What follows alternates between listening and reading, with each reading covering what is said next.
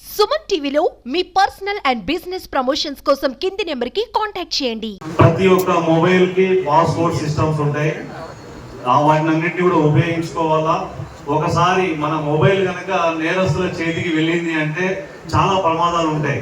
మన డేటా మొత్తం చోరీ చేసేసి మనకు సంబంధించినటువంటి వ్యక్తిగత సమాచారాన్ని సేకరించి మనల్ని బ్లాక్మెయిల్ చేసే అవకాశాలు ఉంటాయి. అదేవిధంగా మన బ్యాంకు సంబంధించినటువంటి డేటా కూడా మొత్తం తీసేసుకొని మనం ఏదైతే ఎంతో కష్టపడి డబ్బులు సంపాదించుకున్నంత మన బ్యాంకులలో పెట్టుకొని ఉంటామో అదంతా కూడా సెకండ్స్లలో నేరస్తుల చేతికి, సైబర్ నేరగాల చేతికి పోయే అవకాశం ఉంటుంది. కావున మొబైల్ని చాలా కేర్ఫుల్గా ఉంచుకోవాలని చెప్పేసి ఈ సందర్భంగా మీ అందరికీ తెలియజేస్తా ఉన్నాను.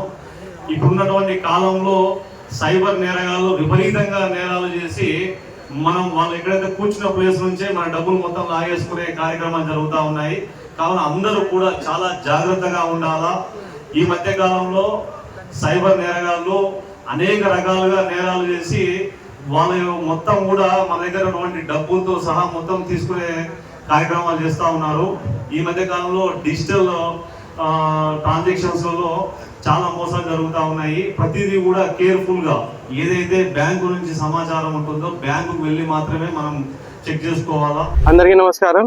ఈరోజు మన నంద్యాల జిల్లాలో మన సీఎం గారు, డీజీపీ గారు మనకు ఆదేశం పైన ఒక మొబైల్ రికవరీ మేళా పెట్టడం జరిగింది. దాంట్లో ఈరోజు చేసిన పనిలో 1066 మొబైల్స్ రికవర్ చేసి దానికి కాస్టింగ్ అంటే 2,43 lakhs వరకు కాస్టింగ్. వేరే డిస్ట్రిక్ట్స్ నుంచి, వేరే ప్రాంతం నుంచి మన టీమ్స్ అక్కడ వెళ్ళి రికవర్ చేసి ఈరోజు వాళ్ళ కస్టమర్స్ కి హ్యాండ్ ఓవర్ చేయడం జరుగుతుంది. ముఖ్యంగా మనకి ఇప్పుడు ఎవరైనా మొబైల్ లాస్ట్ అయితే హాయ్ రాస్తే మన వాళ్ళు ఒక డీటెయిల్ ఫామ్ ఇస్తారు. ఎవరైనా మొబైల్ పోతే దాంట్లో డీటెయిల్స్ ఫిల్ చేస్తే మన team, special team, cyber cell CI వాళ్ళు దానికి రికవరీ చేస్తున్నారు. ఇది మన చేసిన ఇప్పుడు వరకు మన 2426 మొబైల్ రికవరీ చేసాము. ఇంకా ఈరోజు 1066 ఇంకా కూడా పెండింగ్ ఉన్నాయి. అది కూడా మనం రికవరీ చేస్తే కన్స్యూమర్స్ కి తొందరగా ఇస్తాము.